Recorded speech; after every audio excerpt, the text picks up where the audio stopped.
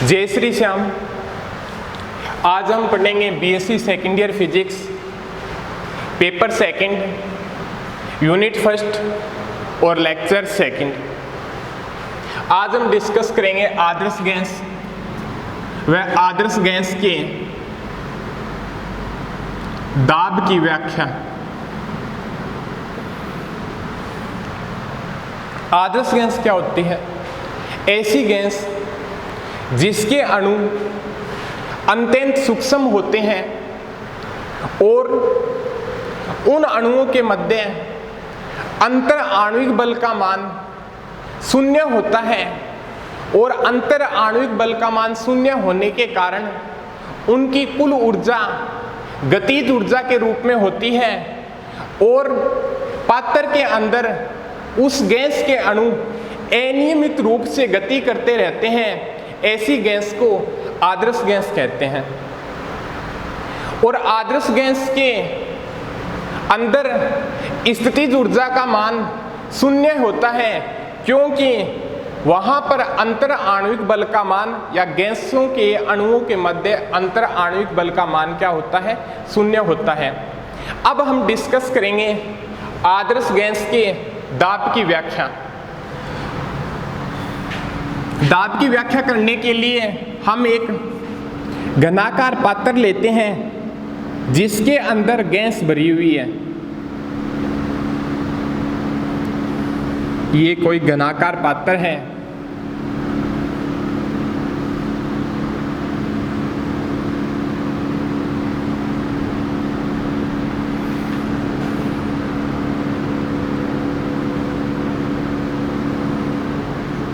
ये कोई घनाकार पात्र है जिसका वॉल्यूम V है। भी कोई घनाकार पात्र है जिसका वॉल्यूम क्या है? V है।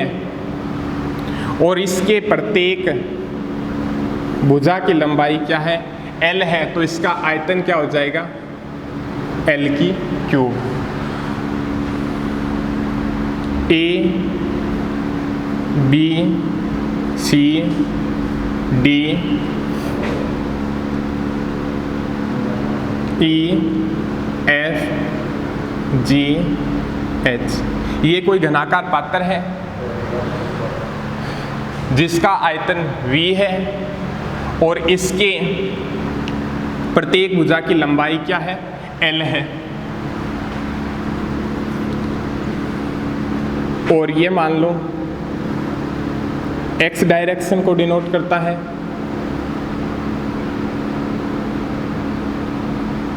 y को डिनोट करता है और z को डिनोट करता है। इस घन के अंदर गैस के अणु भरे हुए हैं। मान लीजिए इसके अंदर गैस के क्या है? n अणु है और वो इस पात्र के अंदर अनियमित रूप से इधर उधर गति कर रहे हैं। और हमें पता है गैस के सभी अणु समान आकार के होते हैं तो उसका द्रव्यमान भी क्या होगा? समान होगा। तो मान लीजिए उसका द्रव्यमान क्या है? गैस के सभी अणुओं का द्रव्यमान क्या है? m है।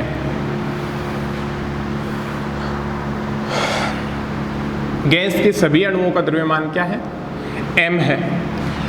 अब गैस के अणु इस पात्र के अंदर इधर उधर गति करते रहते हैं, या तो आपस में टक्कर करते रहते हैं या पात्र की दीवार से टक्कर करते रहते हैं। जब गैस के अणु जो आपस में टक्कर करते हैं उसको नगण्य मानते हैं और यहाँ हम जो दाब की व्याख्या करेंगे वो व्याख्या गैस के अणु पात्र की दीवारों से टकराते हैं उसके कारण करेंगे।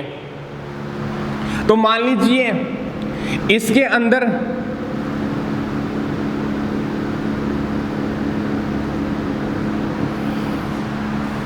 कोई m मास का एक अणु है जिसकी वेलोसिटी मान लो क्या है? c1 है। कोई m मास का एक अणु है और उसकी वेलोसिटी मान लो क्या है?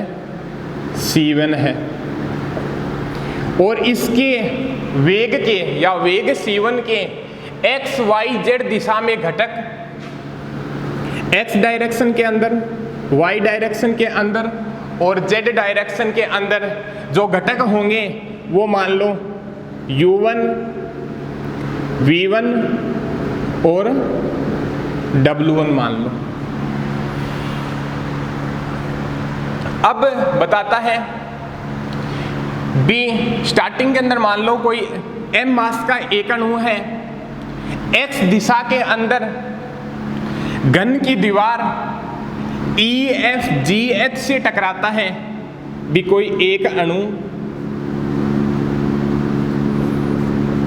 x दिशा में पातर की दीवार EFGH से टकराता है। EFGH से टकराने के बाद अणु के समवेग में परिवर्तन, अणु के समवेग में परिवर्तन वो क्या हो जाएगा, del P X, X direction के अंदर है। भी यहां पे देखो आप, भी पहले टकराया कोई अणु, m मास का कोई अणु है, उसका मोमेंटम क्या हो जाएगा, x डायरेक्शन के अंदर u1 वेलोसिटी से, तो p1 इक्वल टू mu1 और टकराने के पश्चात वापिस आएगा। भी एक बात हमें पता है कि आदर्श गैस के अणु प्रत्यास्थ टक्कर करते हैं, जिसके कारण गतिज ऊर्जा के मान में किसी भी प्रकार का चेंज नहीं होता, और गतिज ऊर्जा चेंज नहीं होगी तो उसके वेलोसिटी के मान में भी किसी भी प्रकार का चेंज नहीं होगा। बट जब अणु गुजर रहा है उस टाइम वेलोसिटी मान लो u1 है, और जब टकरा के वापिस आता है तो उस टाइम वेलोसिटी मान लो क्या है, माइनस u1 है। तो ये क्या हो जाएगी, p2 equal to minus u1। तो अणु के समवेग में परिवर्तन क्या हो जाएगा, del P X equal to p2 minus p1 minus mu1 equal to minus 2mu1। जो ये प्राप्त होता है वो क्या है, अणु की एक टक्कर में समवेग में परिवर्तन, अणु की एक टक्कर में समवेग में परिवर्तन। संवेग संरक्षण नियम के अनुसार, संरक्षण नियम के अनुसार क्या हो जाएगा, पातर की दीवार को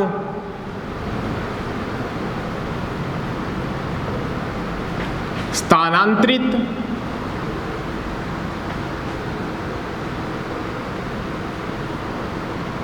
पातर की दीवार को स्थानांतरित समवेग, वो क्या हो जाएगा अपना, del P equal to 2mu1। भी इतनी कमी हो रही है तो इतना ही हम पातर की दीवार को समवेग दे देंगे तो मोमेंटम कंजर्वेशन लॉ सेटिस्फाई हो जाएगा। अब उसके बाद में पढ़ते हैं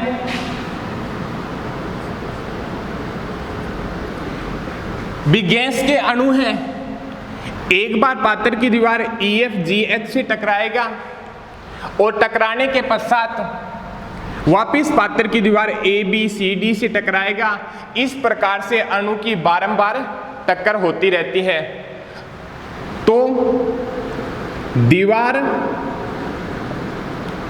EFGH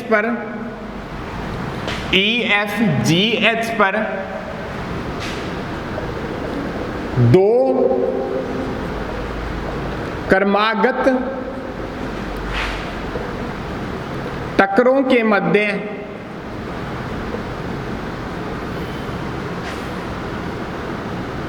लगने वाला समय, वो क्या हो जाएगा? समय क्या होता है अभी? दूरी बटे वेग। डेल टी इक्वल टू क्या हो जाएगा आपका? बी ये मान लो ये ए बी सी डी मान लो, ए बी सी डी इधर वाली साइड वाली दीवार, ये मान लो ई एफ जी एच।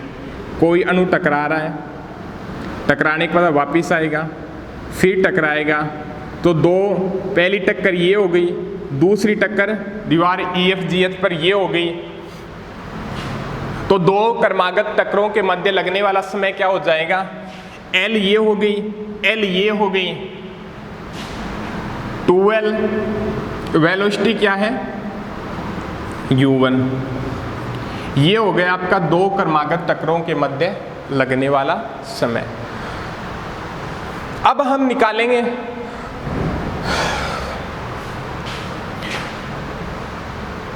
भी 1 सेकंड के अंदर,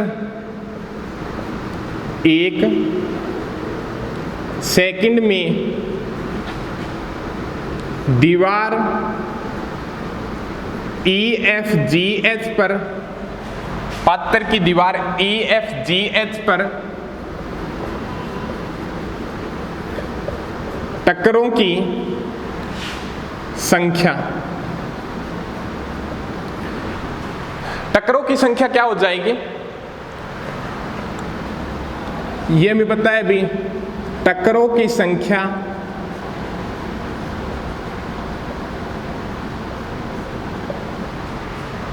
किसके समानुपाती होती है? आवर्ती के। और आवर्ती किसके समानुपाती होती है? या व्युत्क्रमानुपाती 1/, समय। तो आपका क्या हो जाएगा? 1 सेकंड में दीवार EFGH पर टक्करों की संख्या अपोजिट हो जाएगी U1/2L। भी टाइम की क्या हो जाएगी? आवर्ती अपोजिट हो जाएगी, और इस आवर्ती क्या होती है? टक्करों की संख्या को डिनोट करती है। तो ये हो गया अभी 1 सेकंड के अंदर दीवार EFGH पर टक्करों की संख्या। इतना साफ कर देते हैं हम।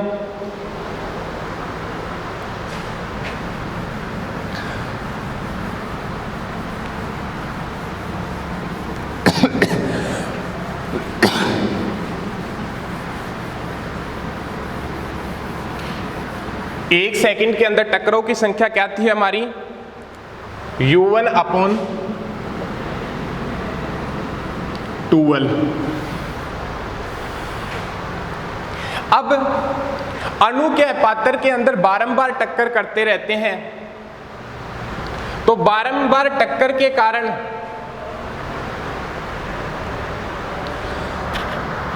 अणु के पात्र के अंदर क्या है भी बारंबार टक्कर करते रहते हैं, तो बारंबार टक्कर के कारण के जितनी टक्कर होगी उतना ही हमें क्या मोमेंटम क्या होगा भी उसको प्रोवाइड करना पड़ेगा। भी एक टक्कर के कारण हमें मोमेंटम प्रोवाइड करना होता है, वो होता है अपना 2mU1। तो क्या हो जाएगा अपना? अणु की बारंबार टक्करों के कारण स्थानांतरित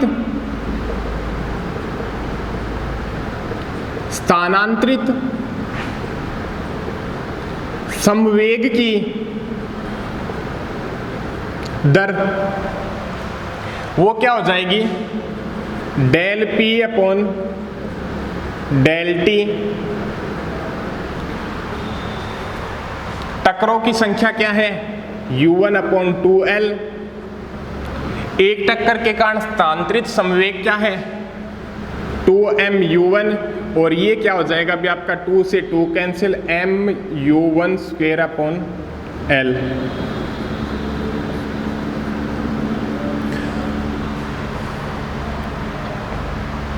अब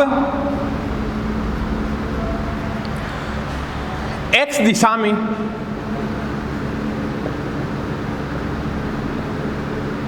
एक्स दिशा के अंदर भी एक्स डायरेक्शन के अंदर पात्र के अंदर कितने अणु हैं?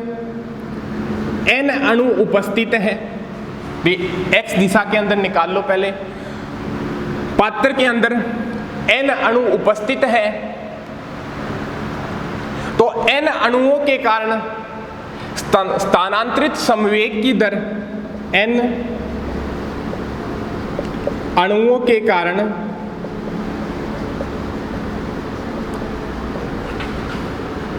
स्थानांतरित संवेग की दर या संवेग में परिवर्तन की दर किसके बराबर होती है? बल के बराबर, अर्थात या आरोपित बल। वो क्या हो जाएगा? Fx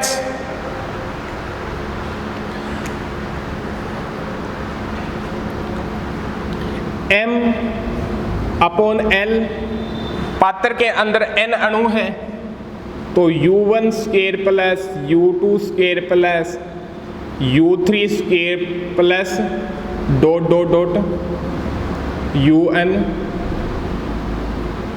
square.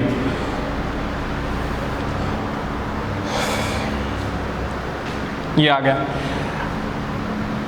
इसको लिख सकते हैं Fx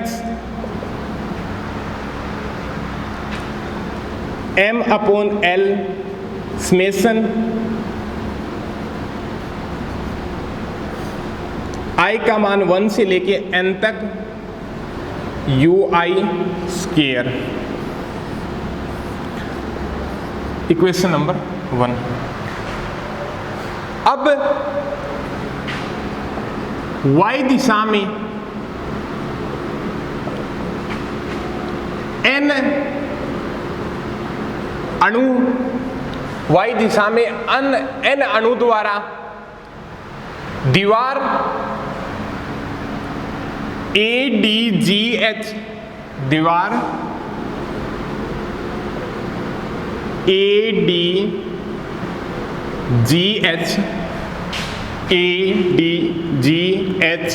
पर आरोपित बल, वो क्या हो जाएगा अपना? Fy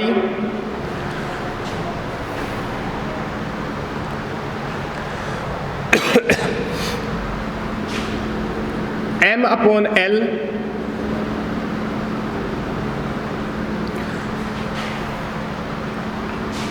y दिशा के अंदर वेलोसिटी का घटक क्या था अपना? v1 था। v1 square, v2 square, v3 square, vn square.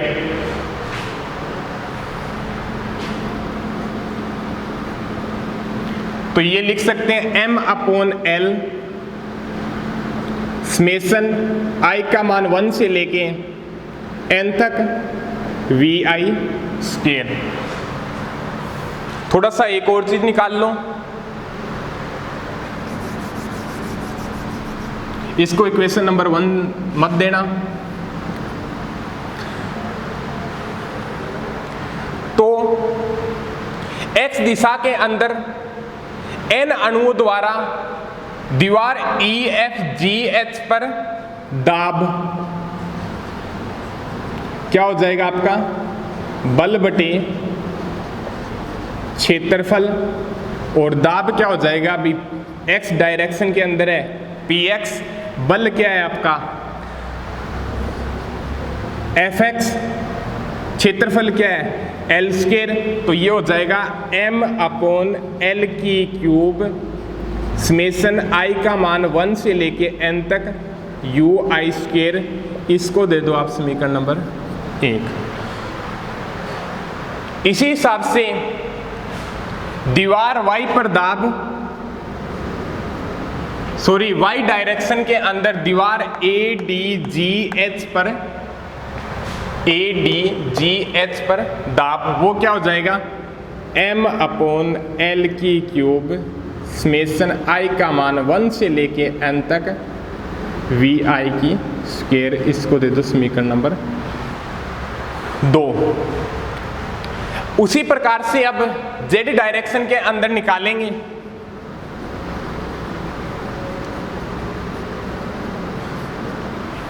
z दिशा में भी n अणु उपस्थित होते हैं और n अणुओं के द्वारा z ये है दीवार AHEB, दीवार AHEB, दीवार AHEB पर दाब क्या हो जाएगा आपका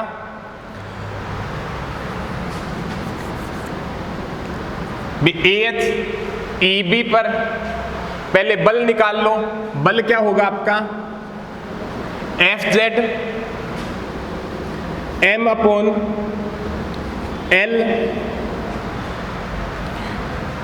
घटक क्या हो जाएगा z डायरेक्शन के अंदर W है तो W1² प्लस W2² से लेके Wn²।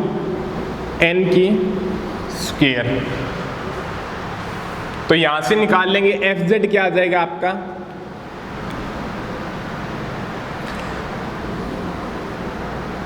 m/L समेशन I का मान 1 से लेके n तक और ये Wi²। और इसके कारण दीवार पर n अणुओं के द्वारा दाब AHEB पर दाब क्या हो जाएगा वही फॉर्मूला लगाएंगे बल बटे क्षेत्रफल वाला। तो दाब क्या हो जाएगा आपका PZ, सीधा ही लिख रहा हूं मैं m/L³ समेशन I का मान 1 से लेके n तक Wi²। समीकरण नंबर 3 हम पहुंच चुके हैं। दाब की व्याख्या करनी है। अब ये बताता है भी गैस का सभी दिशाओं में दाब बराबर होता है भी x1 px में दाब, py में दाब और pz में दाब क्या होगा बराबर होगा। एक बार इतना है px py और pz तीनों दिशाओं के अंदर दाब क्या होगा बराबर होगा। तो माध्य दाब क्या हो जाएगा आपका P = 1/3 px py plus pz।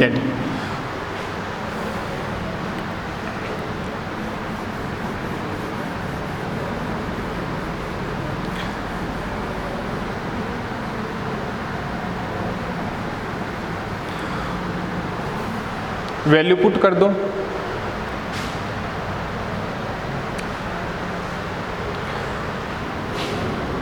P 1/3 px समीकरण नंबर 1 ये रही, 2 ये रही और 3 ये रही। m/L³ बाहर आ जाएगा और अंदर क्या रह जाएगा आपका समेशन I का मान 1 से लेके n तक Ui² I का मान 1 से लेके n तक Vi² और I का मान 1 से लेके n तक Wi²। और बाकी साफ कर देते हैं।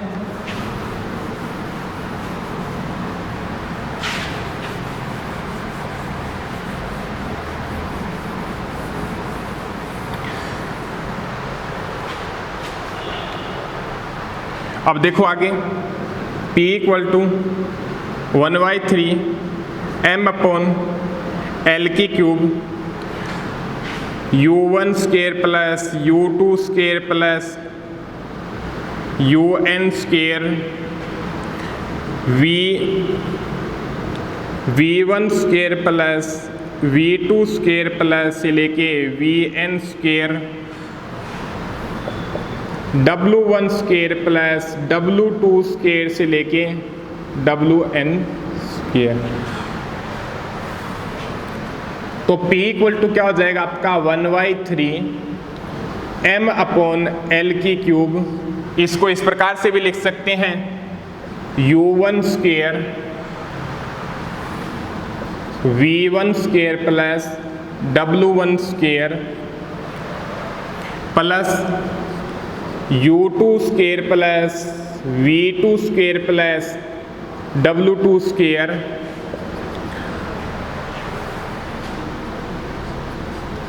UN square plus VN square plus WN की स्केयर। तो हम आगे बता सकते हैं VC1 इक्वल टू क्या था अपना U1 I cap V1 J cap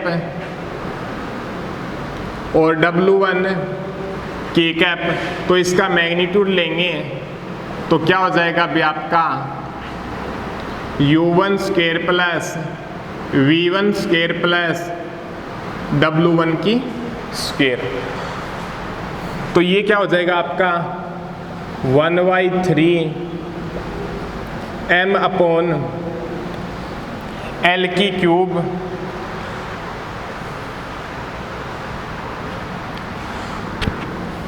C1 square plus C2 square plus CN square.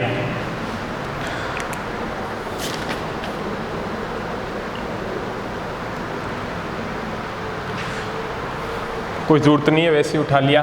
तो P equal to 1/3 m upon L की cube C1 square plus C2 square plus CN square upon n। तो P equal to क्या हो जाएगा, sorry n, नीचे multiplication कर दो ऊपर मल्टीप्लिकेशन कर दो 1/3 m n अपॉन L की क्यूब। ये हो जाएगा आपका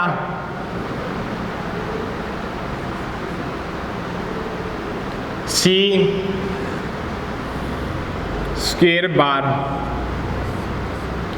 और C स्केयर बार क्या होता है आपका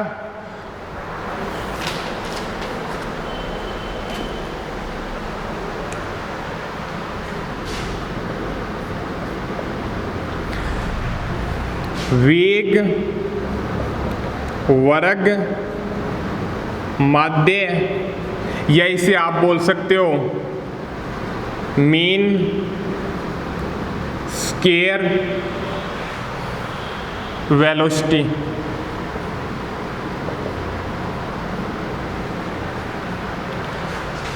मीन स्केयर वेलोसिटी आपकी क्या हो जाएगी, ये हो जाएगी। अब इससे आगे हम पढ़ेंगे, ये हो गया अभी आपके द्वारा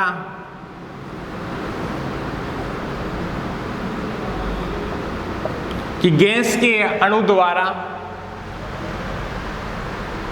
पात्र या घन के अंदर दाब या आदर्श गैस के दाब की व्याख्या P equal to 1/3 mn upon L की क्यूब C स्क्वायर बार।